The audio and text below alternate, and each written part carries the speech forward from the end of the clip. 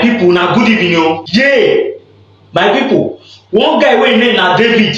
Dis guy don go do documentary, compile video evidence of the proof say Tinubu truly do drug. He show video of how the whole thing take happen, even when dem dey break into the.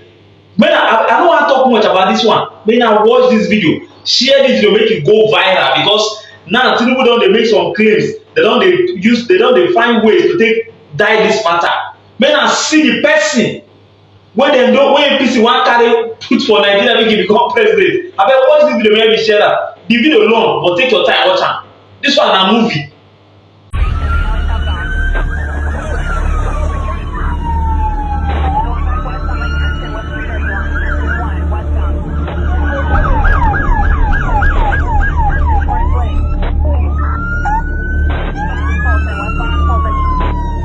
On October 11, 1990, federal agents from the U.S. Drug Enforcement Administration knocked on the front door of 460 Taft Place in the city of Gary, Indiana.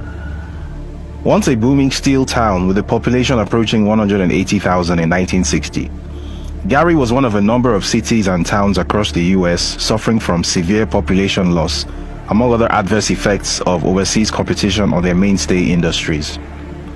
From having over 30,000 employees at its peak in 1970, the city's main employer, U.S. Steel Gary Works, retained just 6,000 employees in 1990.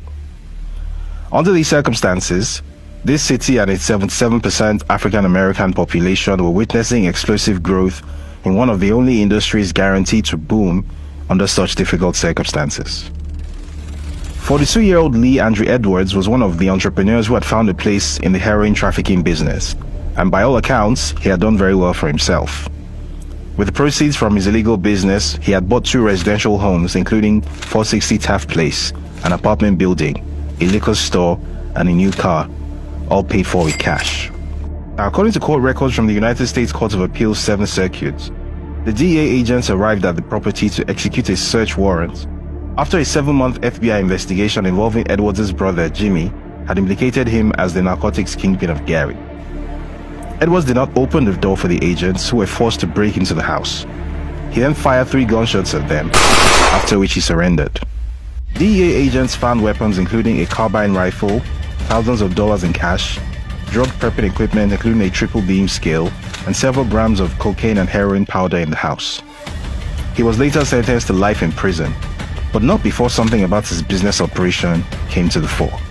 Federal investigators had determined that Edwards' heroin supply came from a Nigerian drug dealer in Chicago called Abiodun Agbele. Abiodun had earlier agreed to work for the feds in exchange for lighter sentencing, and as part of the plea deal, he revealed everything he knew about the heroin trade in Chicago. Located at the junction of 4 states with a combined population exceeding 27 million at the time, Chicago was a key trafficking hub in the American heroin trade, and as it turned out, the wholesale trade of an especially potent form of heroin from Southeast Asia in 1990 Chicago was controlled by Nigerian criminal gangs. The following excerpt is taken from the January 2001 Illinois Drug Threat Assessment published by the U.S. Justice Department's National Drug Intelligence Center. Nigerian criminal groups are responsible for wholesale distribution of most of the SEA heroin shipped into Chicago. SEA heroin, which is 80 to 90% pure, is being sold by Nigerian traffickers for $80,000 to $110,000 per kilogram. Wholesalers in Chicago usually sell heroin without cutting it to minimize the handling of the product and their exposure to law enforcement. Now, Agbele himself was no criminal mastermind, however. As he testified under oath, that honor belonged to a man who went by the name of Adegboyega Muiz Akonde, who was apparently his uncle. Shortly after Agbele's arrival in the US, Akonde had taken him under his wing and showed him the ropes of wholesale heroin trafficking. When Akonde returned to Nigeria in mid-1990, Agbele was left in charge of selling regular heroin shipments from Nigeria to Lee Edwards and delivering the profits to his uncle. In the meantime, the Nigerian-led heroin trade in Chicago fed an addiction epidemic that became so bad that it changed local health and law enforcement practices. For the first time, providing addicts with free access to safe syringes and needles to ensure that they did not share them and possibly spread HIV became a core focus of public health policy. In other words, SEA heroin from Nigeria was so potent and addictive that public health policy in Chicago shifted away from trying to make heroin addicts stop using altogether to merely ensuring that they used safely.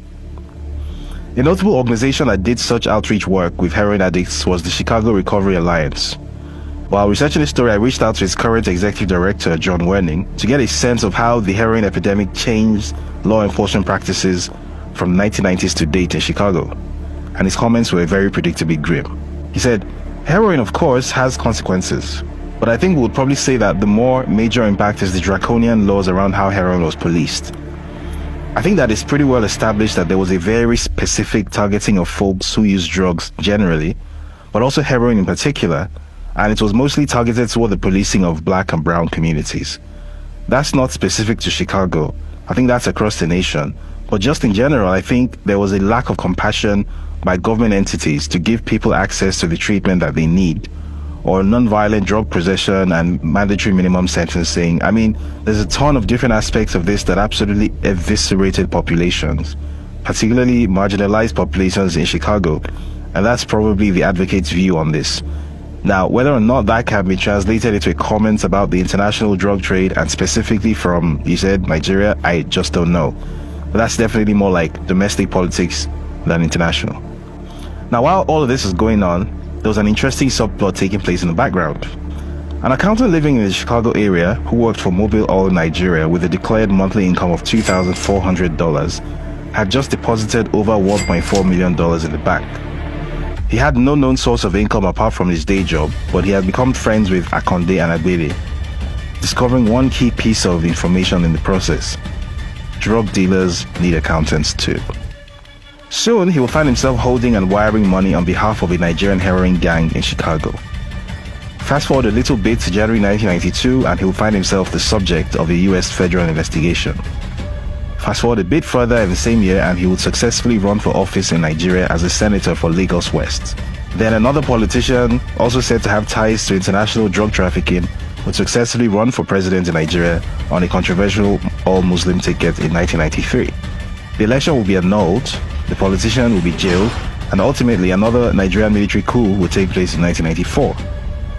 This accountant will find himself exiled and working with the National Democratic Coalition, NADECO, to unseat a kleptocrat military dictator. Then the dictator would unexpectedly drop dead one day in 1998, followed in quick succession by the jailed politician with the alleged drug links. This accountant would return to Nigeria a hero and successfully run for governor of Lagos in 1999. The kleptocrat dictator's erstwhile bagman, who helped launder over $4 billion, would become the accountant's new best friend, as an erstwhile Chicago drug gang's loader would start his new lifetime mission of capturing Africa's largest subnational economy and turning it into his personal fiefdom. A major political opponent of the accountant would end up strangled to death in his bedroom 10 months to an election which his chosen candidate would go on to win. Said opponent's son would subsequently be offered a cushy job working for that candidate. He would accept the offer. And if you're already struggling to follow this unlikely sequence of events, don't worry, it gets worse. A US district court would seem like an odd place to begin this story, but this is no ordinary story. The main character in this story is an individual whose entire existence is as puzzlingly mysterious as it is loud and public. For at least 30 years, Bola Ahmed Tinubu has been at or near the grinding phase of frontline politics in Nigeria. Yet the peak 1 inch below the surface reveals just how little is actually known about this man, who some say is Nigeria's president-in-waiting. First of all, there is the age controversy. How old is the man really? What is his real date of birth? Short answer, no one actually knows. Like many Nigerians born into the less than auspicious circumstances that characterize his childhood in Iragbiji in Osun State, southwestern Nigeria, he himself may not even know. Similar controversy exists around what his actual name is. A popular theory is that Bola Ahmed Tinubu is an identity that he transitioned into at some point after moving to Lagos to live with his surrogate mother, Alhaja Abibatu Mogaji. The only thing every version of his life story has in common is that for the first 2 decades or so, he was apparently invisible and unmemorable. There are no childhood friends, there are no classmates, there are no neighbors, there are no colleagues that remember him. Sometime in the mid-1970s, however, he somehow materialized at the international airport in Lagos, holding a passport with a US visa and a one-way ticket to Chicago in hand. From his arrival in Chicago in 1975, his story then becomes easier to track and verify. So what do we know about this guy? We know that he spent 2 years gaining an associate degree at Richard J. Daley College in Chicago. From there, he proceeded on to Chicago State University, where he studied accounting, completing his bachelor's degree in 1979. Subsequently, his story appeared straightforward and prosaic. He got a job as an accountant at Mobil Oil Nigeria Limited in Fairfax, Virginia, got married to Oluremi, went on to have 3 kids with her, after 3 fruitful indiscretions, shall we say. In a 2016 interview with The News, Tinubu claimed that his break into the financial big time came at the Big Four consultancy firm Deloitte, where he supposedly received an $850,000 bonus as a result of his work on a single on-site engagement at the Saudi state-owned oil firm Saudi Aramco. Now, for anyone with even a passing knowledge of corporate consultancy pay, the categorical dishonesty in this claim needs no explanation. For everyone else, here is a current breakdown of the maximum possible amount that a partner, which is the highest attainable position, can realistically expect to earn at Deloitte USA. Bear in mind that the time period in question was sometime in the mid-1980s, so $850,000 adjusted for the roughly 2.74% annual inflation rate over the intervening 37 years comes to about $2.3 million in today's money. And even more incredibly, Tinubu claimed that he was awarded such a bonus and he was essentially less than 5 years into his career as an accountant, never mind making partner. Now, while the interview in question contains several other giant fibs, this particular one stands out because it is the first time in the Tinubu story where he himself acknowledges and tries to explain the fact that he once had a lot more money than a simple accountant working a 9-to-5 consultancy job could reasonably account for at that point in his career. I should keep that in mind because this becomes more important later on in the story. Now, in any case, one doesn't need an economic study or a Glassdoor salary survey to establish that Tinubu was blatantly lying about where the supposed $1.8 million sitting in his account came from. A document whose existence has long been teased and rumored but never quite properly dissected in public domain tells us all that we need to know. This document, which was obtained from the U.S. District Court of the Northern District of Illinois Eastern Division, contains damning information that Tinubu himself has spent past 30 years trying to suppress, undermine, and ignore.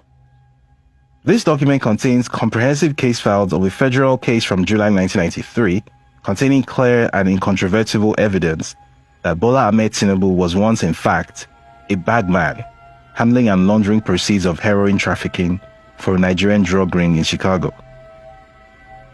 Now, this is not the first time that the contents of this document have been reported, but other stories that have tried to report this story have typically not gone into the detail needed to drive home the point that the man who would be Nigeria's next president is, in fact, a drug criminal.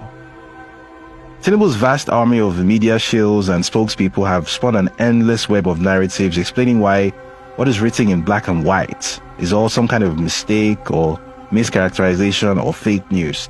And one of the most common defenses is what you can see on your screen right now. Taking advantage of a Nigerian knowledge gap that typically misunderstands how US federal investigations work, this kind of narrative has been floating around the Nigerian media space ever since Tinubu became Lagos State Governor in 1999. Now, explaining the efficiency of indictments in the US, H. Michael Steinberg, founder of the Steinberg Colorado criminal defense law firm, says, "What are the chances for a not guilty verdict if a federally charged criminal defendant takes the case to trial? Statistically, not very good. Currently, federal prosecutors tout above a 95% conviction rate. This is primarily due to the fact that most cases never make it to trial. Most defendants end up taking a plea bargain rather than risk a potentially much greater prison sentence which could be dealt them if they actually went to trial and lost." Now, what this means, in other words, is that America's feds are very good at their jobs, and the likelihood of a defendant in a federal case not being convicted is roughly 5%. Basically, not very good chances. So, could Tinubu perhaps have been part of that 5%? And if not, then what happened exactly that prevented a conviction? Among the dozens of documents in the case files, there's a sworn statement by IRS Special Agent Kevin Moss, who personally investigated Bola Tinubu's financial activities in the lead-up to Lee Edwards' arrest. Here, we reunite with our old friends Abiodun Agbele and Adegboyega Moise Akonde as we pick our way through our hero's forbidden past. Now, in the interest of keeping this brief, here's a Cliff Notes version. The U.S. Attorney for the Northern District of Illinois, Michael Shepard, files a complaint for forfeiture of funds in bank accounts held by Tinubu as they hold proceeds of a heroin distribution organization headed by Adegboyega Moise Akonde. Tinubu's funds represent, and I quote, the proceeds of this operation or property involved in money laundering and the proceeds of narcotics trafficking. Shepard requests that the court adjudge and decree that the funds should be forfeited to the United States. Special Agent Moss has analyzed financial documents including bank statements, money orders, cashier's checks, tax returns, and, I quote, wire transfers of huge amounts of cash generated by individuals who are believed to be members of this heroin distribution organization. And he reaches a professional conclusion that the accounts controlled by Tinubu, and I quote, were involved in financial transactions representing proceeds of drug trafficking. The investigation, which began in 1988, has identified Adegboyega Moise Akonde and his nephew Abiodun Agbele as key figures in the trade and distribution of heroin. The investigation identifies the third individual working with the duo to launder their money as a certain Bola Tinubu. In December 1989, Akonde takes Tinubu to a First Heritage Bank to open an individual money account. On the application, Tinubu gives his address as 7504 South Stewart Avenue, Chicago, which is the same address that Akonde uses as his heroin trap house. Special Agent Moss discovers that Mrs. Oluremi Tinubu has previously opened a joint account at the same bank with Audrey Akonde, wife of Adegboyega Moise Akonde. On January 4, 1990, just 5 days after opening the account, Tinubu deposits $80,000 into it. On a subsequent credit application dated January 6, 1990, Tinubu states that he is an employee of Mobil Oil Nigeria Limited with a total monthly salary of $2,400 and no other sources of income. He gives his address as 7504 South Stewart and lists Akonde as his cousin. Despite earning just $2,400 a month with no other known source of income, bank records from First Heritage Bank show that over the course of 1990 alone, Bola Tinubu goes on to deposit $661,000 into his individual money market account, followed by a further $1,216,500 in 1991. And if you're paying attention, that is roughly equal to the $1.8 million he would later claim he made from Deloitte bonuses and salary deposits. Now, when Special Agent Moss interviews Mobil Oil reps about Tinubu's employment, they confirm that Tinubu works at Mobil Oil Nigeria as a treasurer in a capacity that does not involve transfer or custody of large amounts of money. Moss also discovers that Tinubu has failed to file U.S. income tax returns since 1984. On January 10, 1992, a court order is obtained to freeze some of Tinubu's bank accounts containing the suspected proceeds of heroin trafficking in excess of $1.4 million. On January 13, 1992, during a telephone conversation from Nigeria with Special Agent Moss, Tinubu admits to the agent that he knows Akonde and that he had previously wire transferred $100,000 to Akonde's account in Houston. Further, Tinubu says that the $80,000 he deposited into the First Heritage Bank came from Akonde. Tinubu also reveals that he had additional bank accounts in Fairfax, Virginia and London, UK. Speaking over the telephone with Special Agent Moss on January 14, 1992, Tinubu admits that he knows Agbele and that he met him through Akonde. Tinubu admits that he has associated with Agbele and Akonde in the US and in Nigeria. In this conversation, Tinubu denies having any additional bank accounts in the US. On January 24, 1992, following a seizure warrant to freeze over $500,000 of unexplained funds in Tinubu's Citibank account, Citibank discovers two additional bank accounts controlled by Tinubu under the name of Compass Finance and Investment Company Limited. Citibank's account opening KYC records bring up a memorandum of association and articles of organization identifying Akonde and Agbele as directors of Compass Finance and Investment Company Limited. Between January 30 and January 31, 1992, Tinubu suddenly does an about-face and tells US agents that he has never had any business association or financial relationship with Agbele or Akonde. This statement directly contradicts his earlier statements and the documentation from Citibank and First Heritage Bank. Special Agent Moss concludes in his submission that based upon this evidence, there is probable cause to believe that a number of Tinubu's accounts are involved in narcotics transactions. The court agrees and orders the forfeiture on August 18, 1993. Tinubu opts to fight the case, claiming that the money is legitimate and it belongs to one Kafaru Tinubu and his surrogate mother Alaja Habibat Mogaji. Ultimately, he enters into a settlement with the US government on September 15, 1993, agreeing to forfeit $460,000 of the heroin trafficking proceeds to the US government. The balance of roughly $1 million is released to him. Now, why did the US authorities adopt this approach instead of going the whole hog and insisting on litigation so as to obtain the full amount? The US Justice Department's guidelines for asset settlements to cases provides the answer to this in plain English. Settlements to forfeit property are encouraged to conserve the resources of both the United States and claimants in situations where justice will be served. In any case, the ascent of General Abacha and his rabid anti-American posturing very quickly led to a shift in US government priorities. Anyone who was on board with Nadeco and promoting democracy in the face of Abacha's fascism suddenly became an ally, even if just a few years before they had contributed to a heroin epidemic on the streets of Chicago. As anyone with some knowledge of the CIA-Contra crack cocaine affair would know, even Uncle Sam can turn a blind eye to drug dealers when they are working in his interests. Also remember, it was the 1990s. The 90s were a crazy time. At the time when Tinubu informed the US authorities that he was a lowly treasurer at Mobile, Nigeria on $2,400 a month, after having apparently been the world's most generously rewarded junior Deloitte accountant, he was doing some decidedly non-lowly things in the background. Now, while working on this story, a bit of research across US land registries threw up a few pearlers like this one from the Land Records Department at Prince George's County in Maryland. Now, on January 20, 1992, barely 10 days after IRS Special Agent Moss made first contact with Tinubu via telephone, Tinubu purchased a 4-bedroom, 3,016 square foot home at 10111 Limestone Court, Potomac, Maryland, for the miserly sum of $450,000, which he paid in full and upfront, by the way, no mortgage. Now, for reference, this is what this property looks like. This was about 10 days before he did his about-face to Agent Moss, denying having had any financial relationship with his heroin trafficking buddies, Agbele and Akonde. Now, the obvious question raised here is one about timing. Was Tinubu attempting to hide money from US authorities by parking it in real estate once he realized that they were onto him? Where did the funds to carry out this transaction even come from at a time when his accounts were being frozen right, left and center?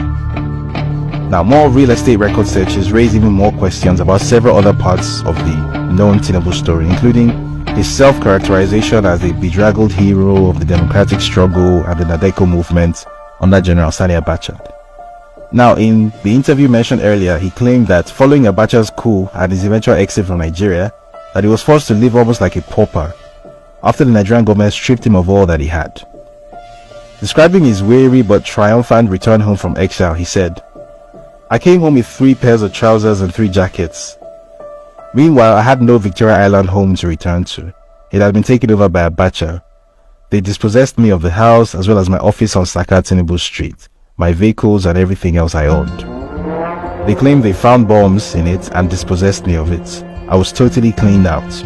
I had only 5 shirts, the £2,000 and the jackets."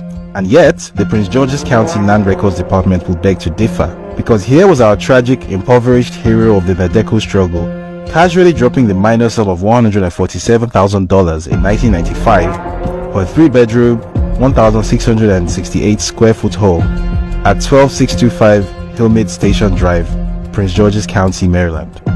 He would go on to charge a tidy $13,000 in profit when he sold it on just 3 years later. He was at it again in 1997, putting down the modest sum of $491,465 on a 4,558 square foot property at 1708 Parkside Drive, Mitchellville, Maryland. Again, all cash, no mortgage. He would go on to sell this property in December 2018 for $700,000. What is more, these weird transactions did not end in 1999 or stop with our hero and his wife. Even their two youngest children, Habibat Oyindamola Tinubu and Zainab Abisola Tinubu, got in on the act fairly recently. Aged 32 and 30 respectively, two of the three youngest members of Bola Tinubu's family have managed to escape scrutiny, mostly because the Freedom of Information Act in Nigeria is still much more aspiration than fact. Not so in America, where a plethora of services can pull up all kinds of records including birthdays, criminal convictions, and real estate transactions. Especially real estate transactions. Such as the ones where a 25-year-old with no known employment or source of income was able to pay $2,150,000 in 2014 for a deluxe condo at 55 Berry Street, Brooklyn, New York. Full and upfront cash payment again, no mortgage. Or real estate transactions where the 25-year-old's 22-year-old sister, who was fresh out of music school with no known source of income, was able to pay $2,400,000 in cash to buy a deluxe apartment at 255 Hudson Street, New York, using the 1-inch thick fig leaf that was a company that she herself owned. It appears that Bola Tinubu's good fortune could be genetically transmitted.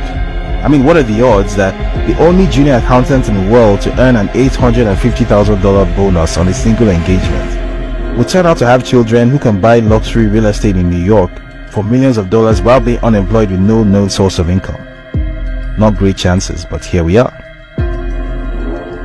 Now, in the course of researching this story, a name that kept coming up repeatedly as a comparison to Nigeria's Teflon Ashiwaju was a certain Moshood Kashimawo Olawale Abiola, MKO Abiola. And when the Daily Beast took a stab at this story a few years ago, a tantalizing hint was mentioned in passing about an unimaginable parallel between 1993 and 2023. I reached out to everyone I could think of with some knowledge of the affair. Most declined to speak, citing some unspoken concerns. Only Professor Gary K. Bush, a notable African political risk analyst and one-time professor of African studies at the University of Hawaii, agreed to say his piece. His lengthy comments went as follows. The Nigerian military on the council were adamant that the Babangida government should never allow Abiola to run for office, and told President Babangida so during the aborted runoff primaries before the election. The basis for their concern about Abiola was the information and documentation being circulated in Washington, London, and Lagos of Abiola's alleged ties to the drugs business. The US in particular had expressed its strong opposition to IBB about the candidacy of Abiola as president, not because of his politics or allegations of corruption, but rather for the evidence they felt was correct about Abiola's alleged drugs connections. This issue was raised in the military council on 3 occasions, and Babangida was warned. He refused to take a decision until it was almost too late. US Ambassador Lannon Walker and the British consul visited IBB and warned him about Abiola, but Babangida differed, which made the impact worse as the polling had begun. When he finally decided to intervene and stop the election, he precipitated the crisis of June 12. His friends in the military supported him but felt let down by IBB's lack of decisiveness. While there was consternation in Nigeria about the ouster of Abiola, the major international partners of Nigeria were not upset or concerned because they knew what the reasons were for the developments. So was the 1993 election annulled because of MK Abiola's alleged drug ties? Bola Tinubu, for one, would certainly hope not. Not only does he have very real and proven ties to the drug trade, in addition to explicitly positioning himself as the assumed successor to MKO as the political leader of Nigeria's Yoruba ethnic group, but he has also picked a fellow Muslim as a running mate ahead of next year's election. The only other electoral frontrunner in Nigeria's history to do that was, no prizes for guessing, that guy. Still, if anyone can manage to avoid having this particular bolt of lightning strike twice, it could well be Bola Ahmed Tinubu, the luckiest politician in Africa. I mean, when he needed money to launch a political career in the 90s, he apparently had $1.8 million saved up from bonuses and salary payments as a junior accountant at Deloitte, which obviously was very handy. When his chosen successor as Lagos State Governor faced a near-certain electoral defeat in 2007, the more popular frontrunner coincidentally turned up dead inside his bedroom in Dolphin Estate, Ikoyi, one of the safest neighborhoods in Nigeria. He had been strangled to death. Naturally, the chosen successor then won the election, which was a happy coincidence. When he backed a candidate against the incumbent president in 2015, his good friend Gilbert Chaguri, the former kleptomaniac dictator's bagman, happened to have an excellent relationship with US Secretary of State Hillary Clinton. And she just happened to ignore recommendations from the State Department and US intelligence services to proscribe Boko Haram as a foreign terrorist organization, which effectively allowed it to gain critical mass and make the then government of the day even more popular. Naturally, his candidate duly won the election. Very lucky guy.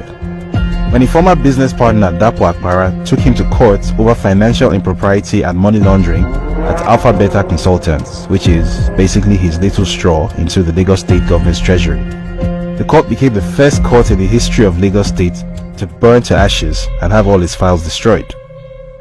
The case was never refiled and it's currently being settled out of court, which is, of course, absolutely coincidental and very regrettable.